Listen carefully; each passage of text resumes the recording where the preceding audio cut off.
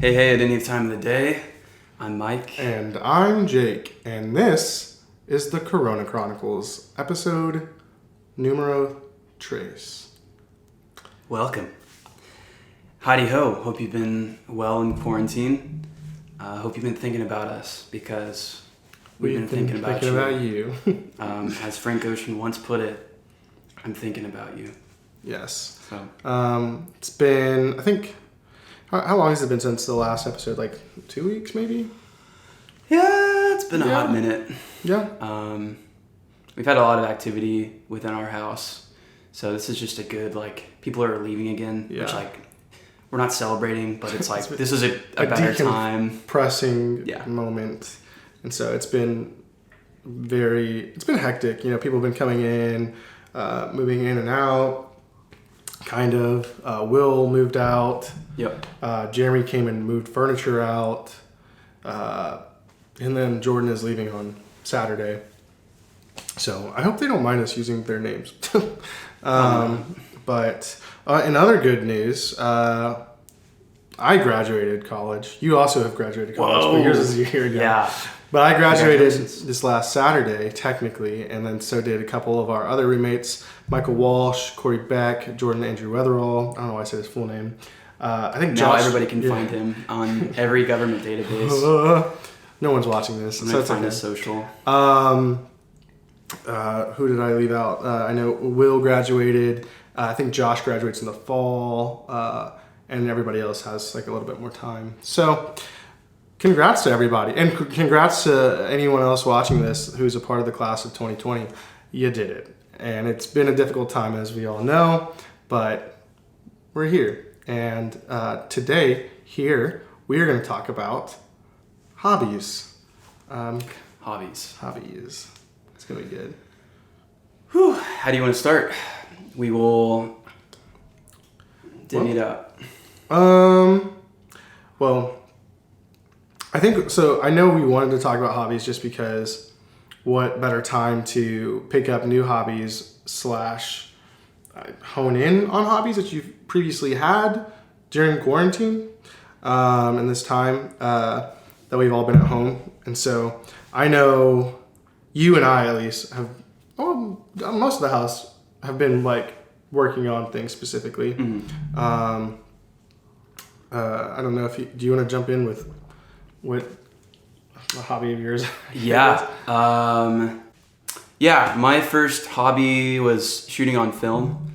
I remember buying my first roll right as COVID was entering the US as a real threat. And so I had this old film camera that a friend in Canada gave me, and it literally sat in my backpack. I didn't know somebody gave it to you. Yeah. What the heck? That's so cool. I was cool. In Canada, and it was our first night in, and this guy named Yacht, we stayed with him, and within literally 15 minutes of talking to him, we both shared the interest in just photography. I've been shooting photos for a very long time, near 10 years now. And he was like, hey man, well I have this old Canon AE1 and I don't use it anymore. And he said something about something being broken, and I was like, okay. And he was like, here man, I don't need this anymore, so just take it. And I was like, that's so dope. Well, that's awesome. Cool. Yeah. Thanks man. And so I took it, and I was really excited, but I also had no previous exposure to film, pun intended.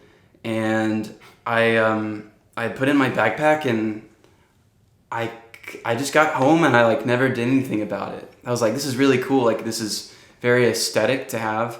I'm really happy that I own this now, but I don't know how to get started. I don't know how to shoot on film. I don't know where to go to start. And so I just never did. And I met somebody in March who was really good at shooting film, and she encouraged me to just buy a roll, and she showed me how to install it, and I just started shooting film and had no idea how to unload it, had no idea what processing, developing anything looked like. And so just took the week and shot some birthday parties that I went to, and just shot around the house, us doing stuff, and when we would go on walks, and when I'd go on a drive, and all these things. I came back, and then the first roll shooting film is amazing because you like take all these photos and then you get sent this like mysterious Dropbox file, and It's very mysterious. there's so much mystique like around it, and then you open it up into a zip file. It's like getting a Christmas present. It's literally so exciting. It's a Christmas present that you pay like $12 to have developed, and like there are 26 files, and you open it up and it's like yours. Yeah. And what you get to do is like go through and see all these photos that you took throughout the last like week and a half, or longer if you've waited longer, and relive all these moments that like you kind of forgot about, or forgot like what those photos looked like maybe in the moment. And so I did that for the first time, and it was magical. And then I've done it 2 more times since then. So I've processed, I guess, 3 rolls now. And I've just been shooting like digital for so long that I think this is like the next frontier for me in learning like how to shoot better photos. And just compositionally, it's like more of a challenge because I've only got 1 focal length to work with. But it's been really fun. I'm really glad that this has like allowed me to do that. And I wish there were more events and things happening in the world for me to like actually go and take photos. But like I think it'll help me to like memorialize the small moments of just like living, like quarantining, and finding like small in between moments with friends and family. You're taking the time to.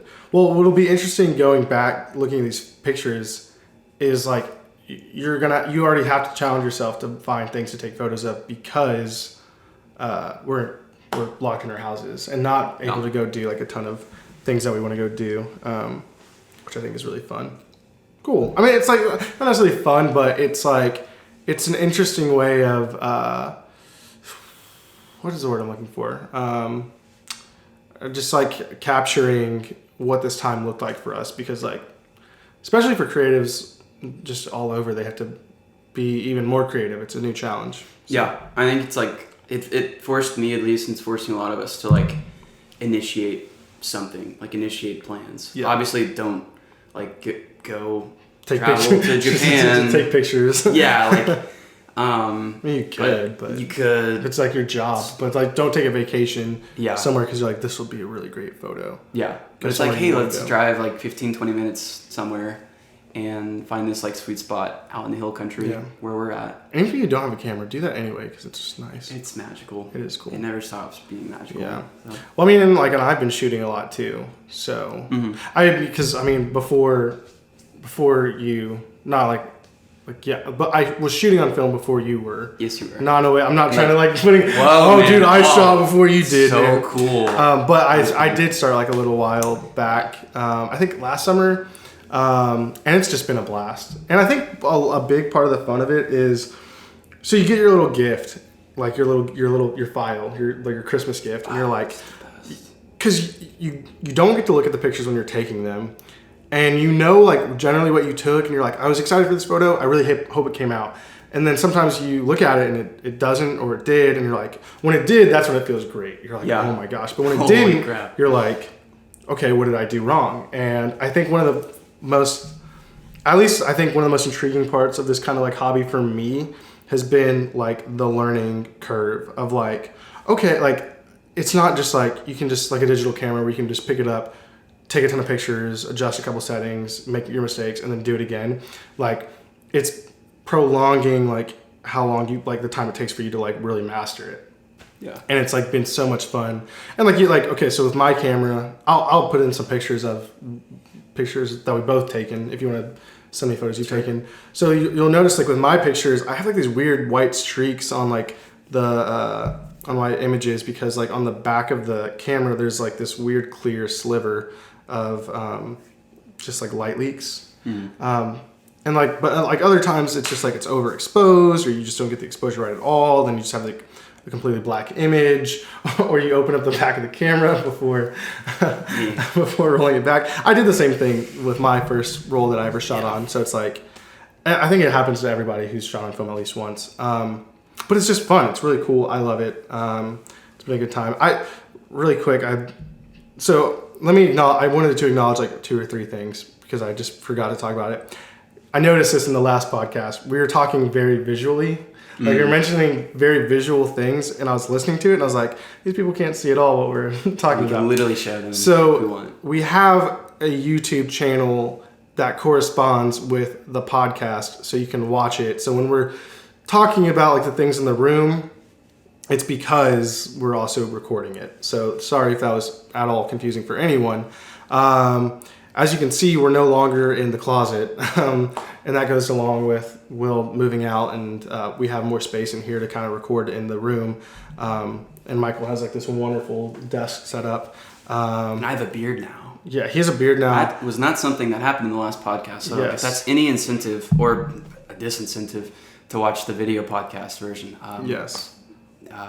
Do whatever you want. Yeah, my beard's a lot bushier, and I started doing a middle part in my hair. This is literally day 2 of doing it, and I'm waiting for it to get longer, so it'll be, and like so I can get it cut in the way that could be a middle part if I choose to commit to it. Because I just want to try something new. It'll be fun. I've always done like a full side wave.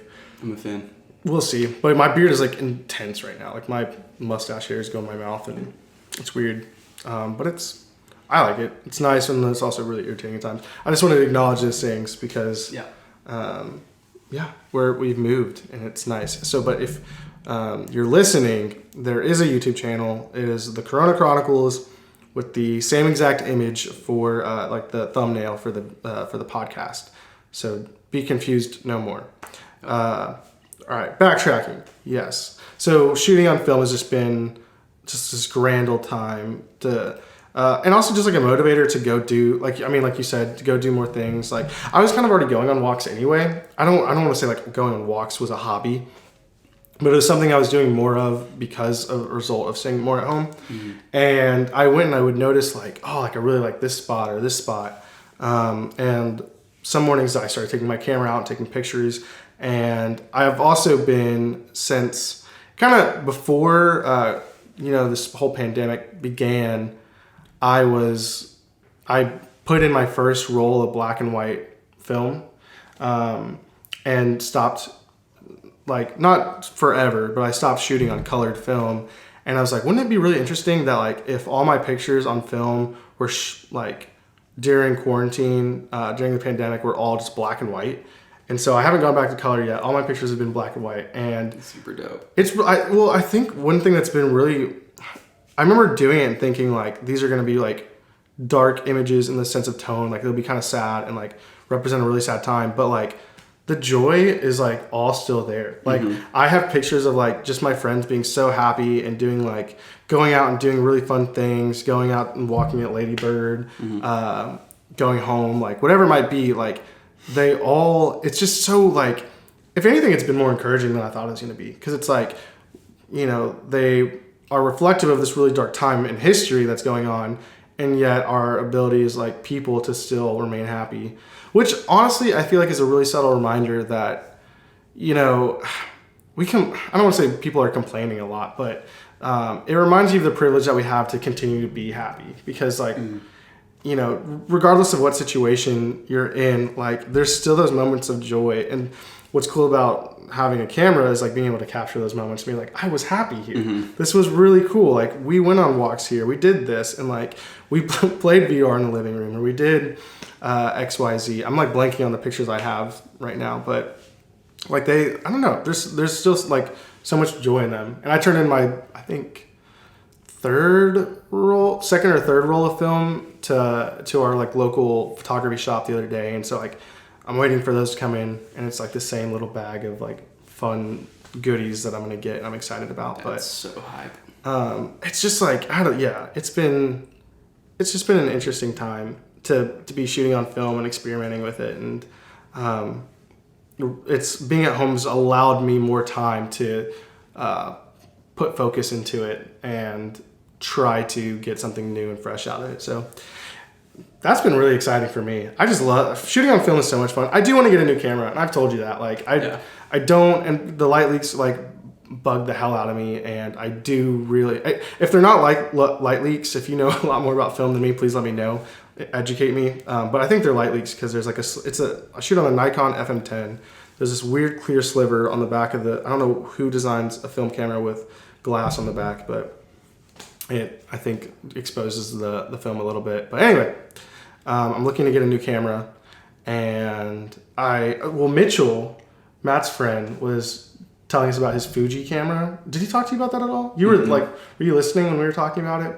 No, I wasn't there. Well, I think you probably saw some of the pictures. I mean, you saw my posts on Instagram. Like, those were taken by him, and he's shooting on a Fuji film camera, and it's just like so crisp and beautiful. And what I love about it is it's so small in comparison to like this, where like I don't want to carry a gigantic DSLR around. And he was saying how like he's just so much more motivated to bring his camera with him when it's a lot more small and compact. And I think that's also one reason I shoot on film so much more, because it's just so much easier to have. It's not like a freaking brick that's hanging around your neck. And like, I've loved this camera. It does a lot for me, but not a huge fan of the weight. Yeah. So. Man, I think it's just a return to analog. If it's, I think one thing that I've really leaned into during this time, it's kind of related to film, is just like living, I guess, to backtrack. Okay. The last time that we had a podcast, I was reading this book called Digital Minimalism. I have since finished that book. Right. And he talks in the book about Henry David Thoreau, who was this author, essayist, this guy who basically lived in like a cabin like a mile out of town in like the early mid 1800s, I think, which like a mile out of town is a long distance, but he talks about like living deliberately, taking every day to like get away from like the hustle and bustle and distraction and noise, and talks about like the importance of solitude and just like living each day with like purpose. And so I've leaned into that myself, trying to be as like analog in some moments as I can be, where I just have like a time set aside to throw my phone in a different room or on my bed, like face down, and put my laptop away and just like read. I'm still reading Dune. It's less challenging now than it was 2 weeks ago because you just have to push through. So cool. It's really cool. You make it sound like it's bad it's not. It's fantastic. It's dense. Yeah. I finally got my copy in, and like I'm so excited. Mm-hmm. But you've been way more into it than I've been, which is I'm sure I'll get there, but you will. And going back to going analog, I think it's helped me to be less distracted by the most like trivial things digitally. I've spent less time on social media in quarantine, when it'd be so much easier to just keep it rolling and like spend all day just like going through a feed or whatever. But yeah, it's been like a steady balance between like consumption and creation for me. I'd like attribute it to just dedicating more time to like creating something or like reading something that will provide like value. So I have to owe that to Digital Minimalism and the book Walden by Henry David Thoreau.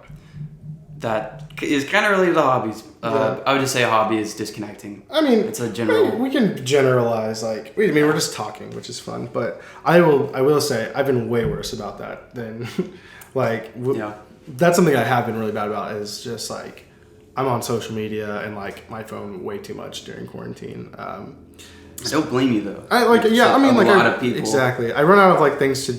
It's not even that. I don't really run out of things to do. I just, when it's just so easy because it's there and it's accessible, and I'm like, I will say like I'm a lot better than at least I feel like I'm a lot better than a lot of people with my intentions on being on social media, where it's less about like, I'm not like an avid poster. I'm not like trying to like gain clout and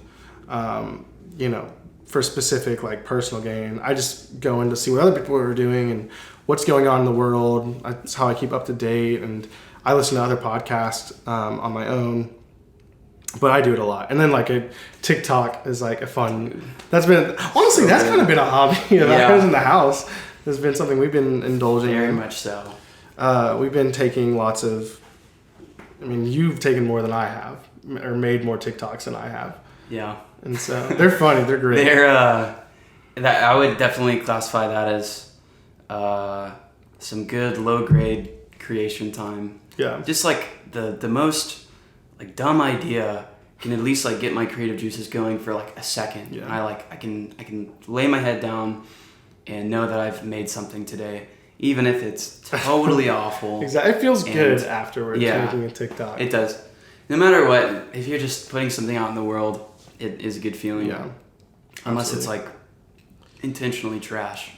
But most of the time it's good. Yeah. So yeah. Aside with like technology things, another thing I've been doing a lot is video games.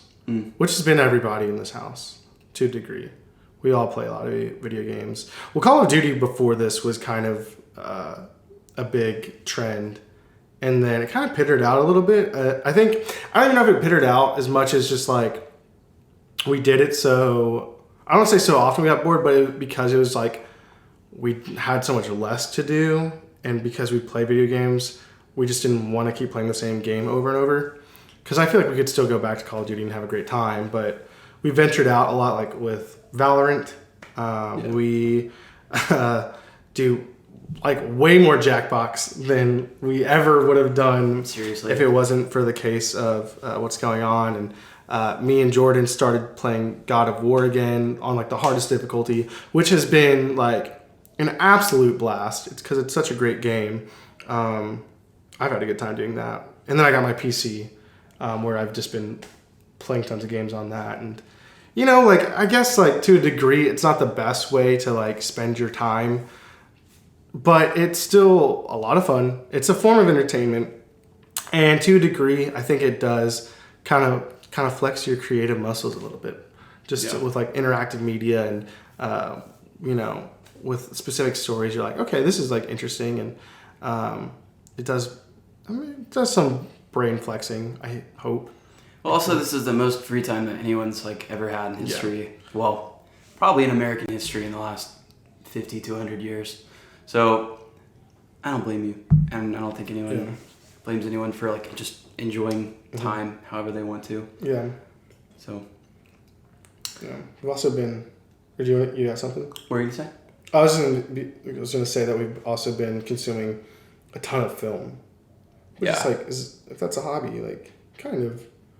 That's something we won't touch on that because we talk about film so much. And I want to reserve this for things we don't talk about as often, but we've been watching a lot of movies. We'll talk about we finished the Harry Potter like series so good like last week, and we'll talk about that. Like we're giving it its own podcast, so I don't want to step off of that for a moment. But what you got? Man. I had one written down that is, dude, the crossword is so good for your soul. It's the New York Times mini crossword. If I haven't told anyone about this, you haven't told me about this. Allow me to, it's been something that I've been doing daily since probably like October of 2019. What? And I just don't think about to tell anyone to do it, but just because it literally takes like 2 minutes of my day, and then I like move on to the next thing, and it's a very like short like sliver of like my day. But this is me thinking about the fact that I need to tell you about the New York Times mini crossword. It's so good. It's usually like a 5x5 crossword, and sometimes the words are shorter than 5 tiles.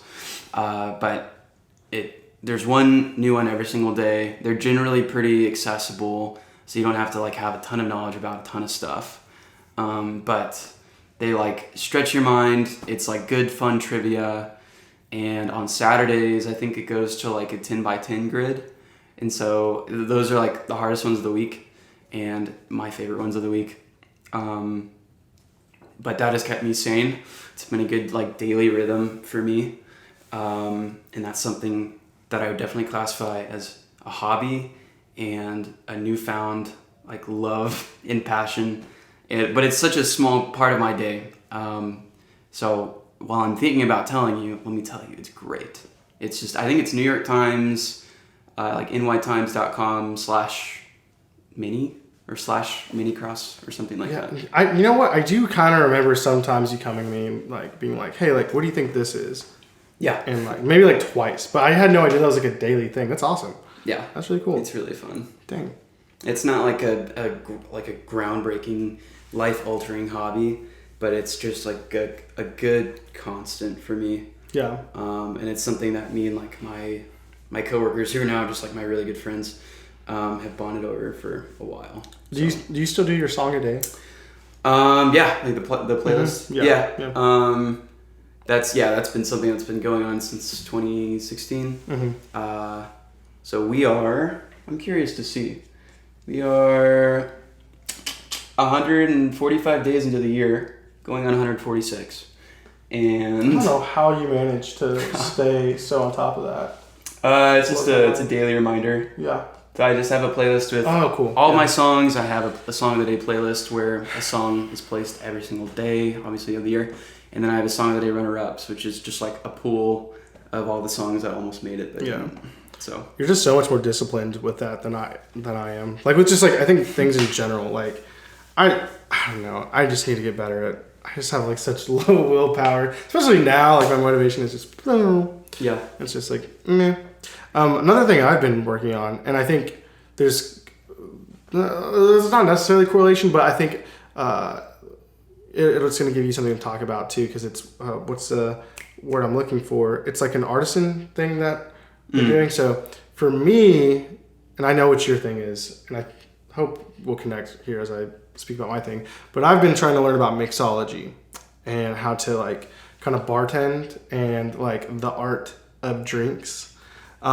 Just because like I've always wanted to be a good cook, but like that's a lot. Cooking, and like I'm willing to do it, and I think that's something I'll grow at like as I get older and I learn more meals on how to make them. But it's not something I'm actively focusing on. Whereas like I think at some point in my life I would love to be a bartender. And I've told you about that. Like when I move, it'd be really, really fun to have that as like a side gig.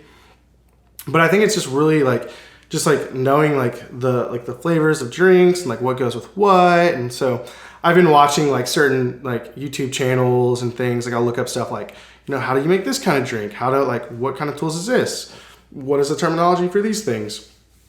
And it's been really fun. And like I by no means am probably good at all about it, but like I can make a Long Island iced tea, Texas iced tea. I can make a Gold Rush. I can make a good old fashioned. I can make is it a Manhattan? I think it's a Manhattan. Or is it not a Metropolitan? That's Cosmopolitan. I can't make a Cosmopolitan. You're already halfway there. So yeah, there's a lot of drinks that I've been learning how to make, and it's fun. It is expensive, but like hobbies are expensive, like because like obviously you have to buy liquor, like and like all the things you need to mix. But like when you make a drink like to the correct like portions and everything, and it comes together, and you just like try it, you're just like, this is really good. Like it's like So like that's been like really rewarding. And I know for me, like I kind of like the instant gratification. And so like when I mix a drink, I'm like, hey, like, try this. And someone's like, oh, that's like really good. I'm like, yes, did it. Energy. And so that's been fun. It's just like, it's therapeutic.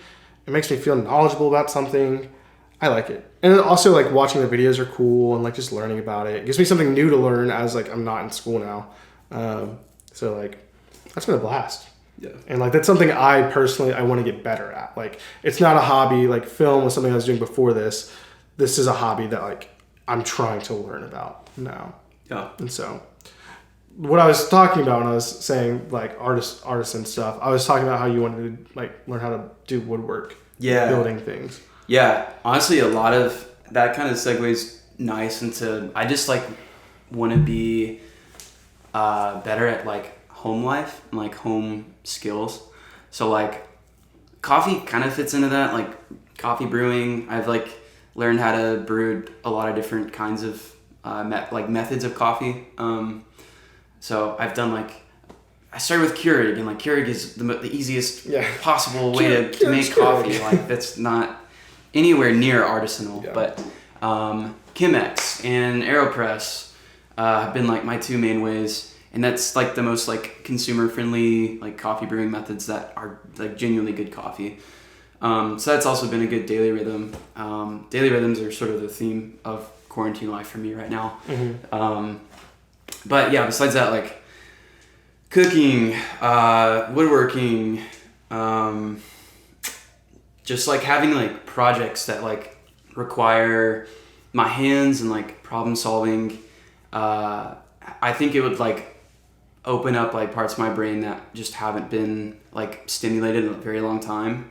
I think there's like something primal, like just like primal and sort of evolutionary about like using hands to like fix things. It's like Paleolithic. Like we used to build tools to like just do stuff, and I think we still like want to do that. But the closest thing that I do that's like closest to using my hands to accomplish something is like playing guitar, or typing on a keyboard, or which are two things that still like I'm not like changing my physical environment at all. So I want to get better at.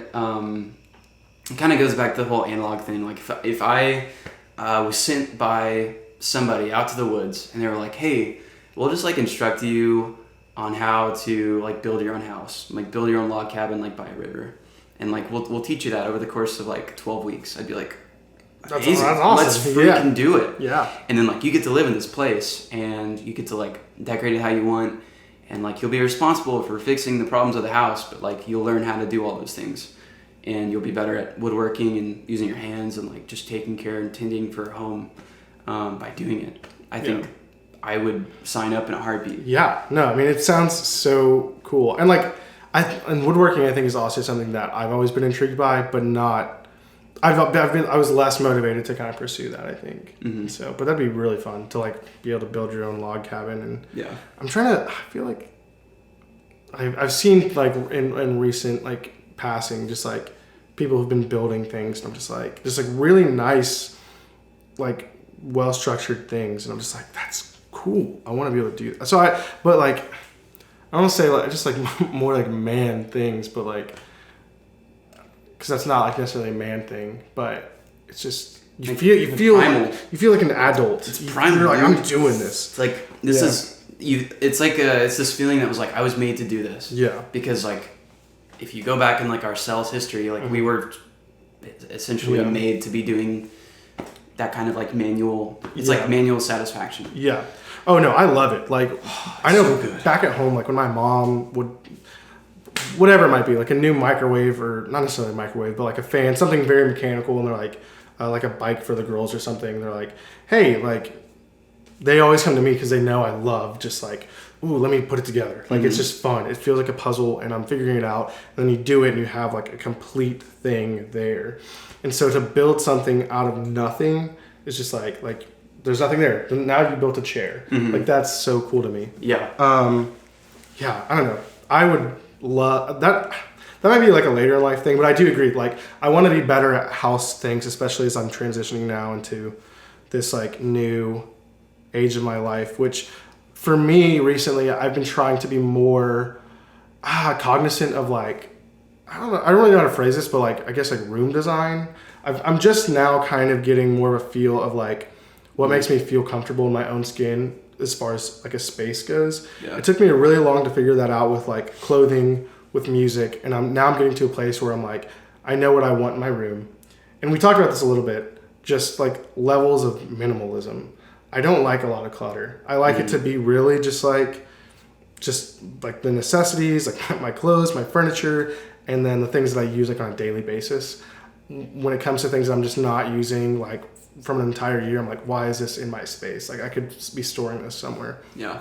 And so like, there's something about like just making a space aesthetically pleasing and just more comfortable to be in that just is awesome, just as rewarding as building something. So like when I came in here and I saw your like desk, like you had reset this up, I was like, oh, I want that so bad. Like I want to be able to build that space for myself. And so, and I've kind of been getting that itch. Like I went home, I brought like things home, and I like kind of redid my bedroom and like made it feel more reflective, I guess, of where I am now. And then as I'm kind of bouncing from room to room in the house, as I go from room to room, I kind of make it my own space each time. Yeah. It's just a blast. Like, something about like, I know minimalism isn't a hobby, but I think that's like a quirk of mine that just like, it's like the opposite of a pet peeve, like a pet goodie, where like when things are just like in place and very minimalistic, I'm just like, this is so much fun. I love it. It's great. Well, it's like bare necessities, but it's usually on order, and usually like it's not like an eyesore to look at. Like you look at it and you're like, wow, like I really enjoy looking at that and just being in this space. Like I rearranged this space. It's still not as minimal as it could be, but I just wanted like a desk and like some lights and my laptop and like add everything else that kind of comes with that. There's a globe like behind you. That like very nice globe. I really like how it accents the desk. And this is like really all I wanted was just like a desk space, like guitar space over there, place to sleep, and a closet, and I'm good. That's great. It's such a nice general space. I'm a fan. I feel you on the like just seeing things come from dust to like a chair. You like go to IKEA and you like sort of put it together and it's like satisfying. Dude, it's so much fun, yeah. But like when we built the shelf together, like that was so great. It was fantastic. But at the same time, it's like here are these pieces that already were like built in here, and all we have to do is like put them like together. I think the whole process of like getting like plywood, like a sheet of plywood, and then just cutting it up the way you wanted, building your own bookcase. Like, it would take longer than going to IKEA and building it, but it's yours. You made that. I think that's cool. Building your own bookcase or building your own fire, which is another thing that has also been very satisfying in recent days. I just get so attracted to, like, historically masculine tasks. And like, you know, just like I went camping with my friends this last weekend, which and just like having an axe and being able to chop wood and like I built a fire. I am warm now. Like that's it's so nice. And so, but camping is like that again. Like I've done it like twice this last week, and it's just been like so nice. Just like being in the wilderness. Looking at this, being able to see the stars, like, is not something you get to do all that often. So doing that, being able to swim, especially like, because now it's like so hard to go swimming because of the whole, like, there's just so many hoops you have to jump into, especially with like public swimming places if you don't have places to swim privately. And so going out to like a national park or a recreational area where you can swim is just like, it's at that point now where like this Texas sun is just like so hot that you get in the water and you're just like, yeah. And then you get out, you build a fire, you make burgers on embers wrapped in tin foil, which is something we did, and it just feels like awesome. Yeah, it's so great. I love it. It's a fantastic feeling. It reminds me of the movie that we watched. I don't even remember the name of it anymore. The one with Matt McConaughey. It's just like the most like overtly masculine shoot everyone. Oh, The Gentleman. Yeah, yes, The Gentleman was just the most like ooh movie that I've seen in a long time. But it was just fun. It was like it's not something I ask for often, but like every once in a while it's nice watching just like it's a good fix. A bunch of like really nicely dressed dudes sipping on some whiskey with cigars and steaks, just like. I'm like, dude, this is cool. Like, I feel cool. And, like, anybody can enjoy it. It doesn't have to be men, but, like, something inside of me just feels... It fits the puzzle. Yes, it does. The puzzle piece. It's nice. But, dang, I lost my train of thought because that was a good point. I mean, it's been a while since I've seen The Gentleman, but it's been a fun time. Oh, you know what we can talk about? And I think this is a good... Because this is the next big thing. And probably a good near stopping point is writing, which is kind of where me and you are beginning to kind of usher ourselves into, which is exciting. Very much so. And that's something that you have been at for a very long time. You've I want you to speak on behalf of your story. I've been writing off and on since I was like a kid, but never officially. I just remember my grandma essentially commissioning me to write stories for her, And then I'd write something and make something up, and she'd be like, "Oh, honey, that was great. All right, I want you to write me like this." I'd be like, "Okay." And I'd go home and like write another thing.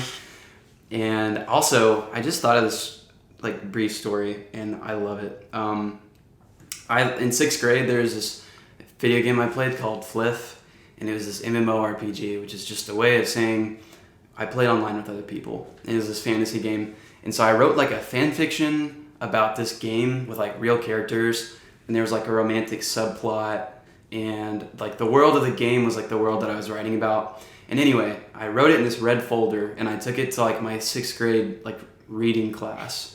And every day, like while Miss Hodges was teaching about whatever, I would just continue to add to the story. And then like it started small, and I'd like show it to my friend Chris, and Chris would like give me like feedback and be like, "Oh, that's cool, like that's really sweet when that moment happened," or like I'm liking this, like whatever. He was in 6th grade, so he probably wasn't that articulate, but you know. And then like as the story grew, it got to like 30 or 40 like just notebook pages worth of content, probably like 50 max, I think is where I like sort of stopped and fizzled out. But I remember writing the whole thing, and it was like pretty fleshed out, and by the end of the school year, I'd like give the folder to Chris, and he'd read it, and then he'd like give it to the next person, and then he'd give it to they'd give it to the next person, and it just like would go around the classroom, and like people were like invested in the story, because everybody had just like seen it from its inception, and like followed these characters and like where they were going, and it probably wasn't very good at all. But like for 6th grade, it was just like, hey, like now we're on board with this story. Let's see where it goes. I've never even played this video game, but like we can imagine it. Yeah, I think there's like a form of innocence too that comes with like early success from young people. When you like, what I'm saying is like you being like a kid alongside other kids writing a story, like their natural inclination is to be like, whoa, like this is so cool. You're making a story, like, and they're excited for you and with you. I experienced that a little bit too. Like, I think when I was like making YouTube videos as like a little kid, and like they were garbage. Like they were in no form good at all. Yeah. But like I'd make them and go to school the next day, and people would be like, "Jacob, your video was so funny," and it's like, okay, like that. But like, and it feels good. It feels rewarding. Yeah. And so, but like as you get older, people also want that same, I think, gratification, and so you get less of that kind of like, and also I guess people are growing in the sense that they care about different things too, and they're like, that's cool, man, like good for you, good for you, but I've got a lot of other stuff to consume right now, or like work on myself. Absolutely. But yeah, so writing's been it's a great time. So like, I mean, the profession I'm currently pursuing is screenwriting, which is just, in my opinion, and I think this is because I have training in screenwriting, and I don't necessarily have training in writing like a novel. I think screenwriting is a lot easier, because the objective with screenwriting is you're trying to write as little as possible while also being as descriptive as possible, and that's like great. Whereas like a novel, like maybe it's similar. I don't have training in it, so I don't know. But you have more leeway to be more descriptive. But like with that being said, I think that's created like this anxiety within me that's like everything I write, I want to make sure it's like it fits there perfectly and it's serving a very specific purpose, rather than like, and I think I need to let go of that kind of anxiety while I write, because it's like, you know, like when I read Dune, like they're describing these people in such like vivid detail sometimes, and I'm like, well, this is great. It's not necessary. Like I could, you know, the author of Dune could just let me imagine anyone, but like this is who this world is, and it makes the world feel more real. Yeah. And so with that, I am like finally getting to, I've had like this one story specifically, probably like, you know, take like J.R.R. Tolkien. I was thinking about this the other day. They have like their world that is their world, that like they'll write a lot in their life, but like Middle Earth is their world. The story I've been working on has been like my Middle Earth, my world. And it's just been in development for the last, I had the idea in 5th grade, and then I've been developing it for like the last 4 years in college, and like that's how you know it's gonna be good. Yeah. And so like it's something I've always been really excited about, and I'm just now starting to get like words on the page, and I know like exactly like with each story like where it starts and ends, And now like I have like, you know, at least like bones for each, like what I envision books to have and where these characters are going, their arcs, and like they're so much more fleshed out. And I hope now once I start like putting on the page, like they're going somewhere and they know where they're gonna be. It gets me excited. I'm really happy. It's gonna be one of those things that's like your red folder. Like I make it and I'm excited to share with people, and I hope that they take that same excitement and kind of just run with it. Yeah. And you know, whatever springs from it. But like, it's also one of those things. It's like if I never wrote it, like it's still so just embedded in my heart and makes me so happy.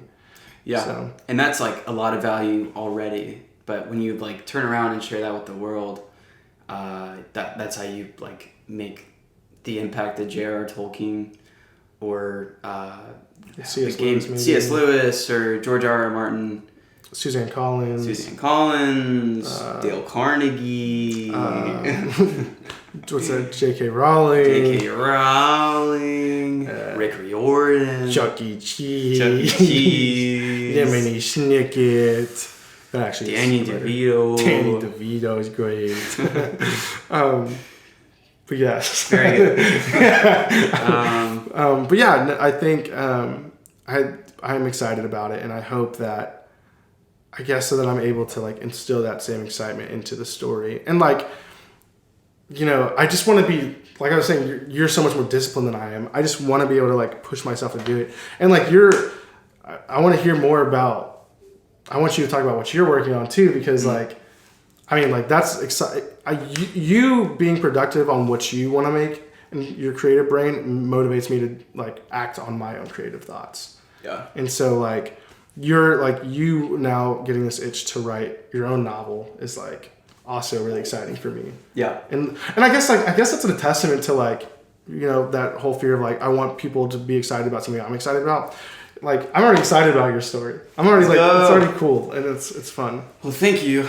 Just to speak on the motivation and acting part of creativity and productivity, I think I don't really have an associating quote with this like feeling inside, but I think the thing that forces me to act on my creative impulses is the fear of like my regret if I don't. Mm-hmm. Like looking back 10 years from now and being like, I had all this free time.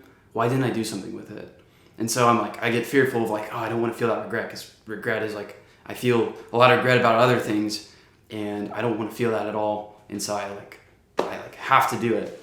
But anyway, that's like, that thought alone has like helped me a lot with just starting, like putting something in the GCal, mm-hmm. even though I like don't have to, even though I could sit around, do whatever, I like have to do this. Mm-hmm.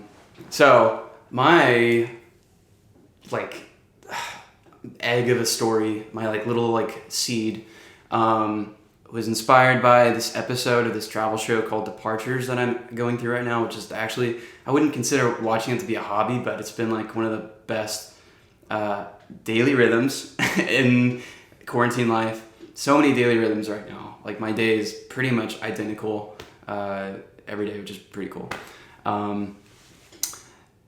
They went to Antarctica in this episode, and the whole episode was fantastic. They just showed like the beauty of Antarctica in a way that I've never seen. They showed the people of Antarctica and talked with like the scientists and researchers, and like you see like how difficult it is to live in Antarctica, like just surviving alone.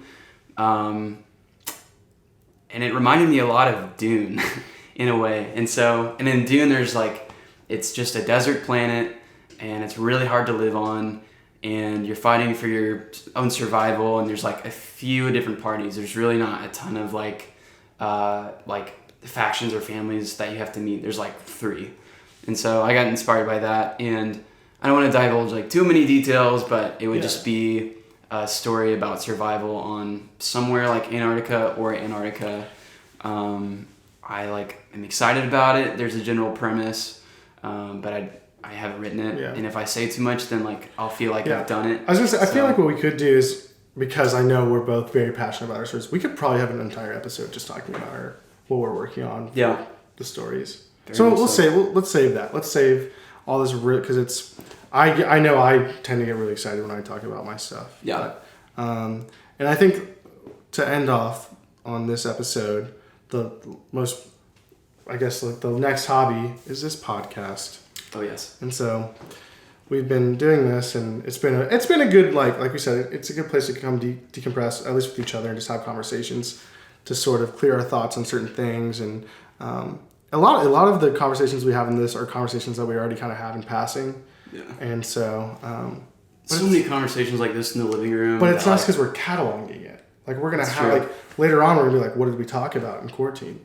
Time capsules. We know as episodes. We know exactly what we talked about. But like you said, like there's a lot of we talk about things like this in the living room like every single day, and I think it's happened maybe 3 or 4 times where we'll end the conversation be like, what, that would have been such a good podcast episode to like listen back to in 10 years for anyone, like even right now. But this is our attempt to recreate that. Trying to. Yeah. But yeah, like it's easy, it's seamless. Yeah. We have a lot of thoughts about a lot of different things. I think we haven't really talked about the Harry Potter series like with us, so I think that episode will be good because we've done a good job of avoiding like our thoughts. And I'm very excited about it though too because it's gonna be good. Yeah, it's gonna be fun. But yeah, thank you guys so much for listening. I know this episode ran a little bit long, but I think we had good stuff to talk about. I mean, not necessarily like it was good, but I think we enjoyed talking about what we talked about, and so hopefully you enjoy it too. Yeah, we love you. We love you. We're hoping you're staying safe and healthy out there and spending time with your family.